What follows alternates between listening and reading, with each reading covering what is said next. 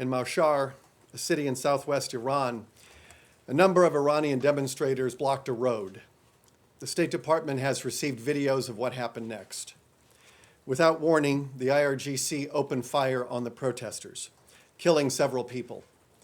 Many of the protesters fled to nearby marshlands to escape.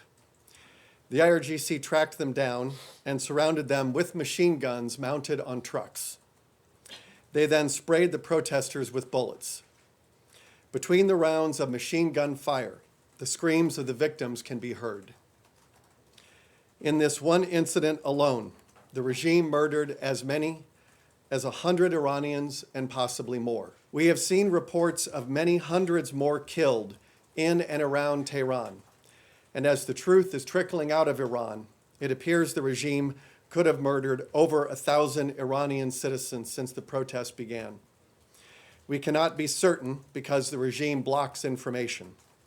Among those murdered are at least a dozen children, including 13 and 14-year-olds. Many thousands of Iranians have been wounded, and at least 7,000 protesters have been detained in Iran's prisons. Many of these protesters have been sent to two prisons, the Great Tehran Penitentiary and Garchak Prison. Today, Secretary Pompeo has determined these entities meet the criteria for gross human rights violations set out in CATSA. We are now at the many hundreds, perhaps over 1,000. And this, look, we had protests in 100 cities, and we saw how the regime responded.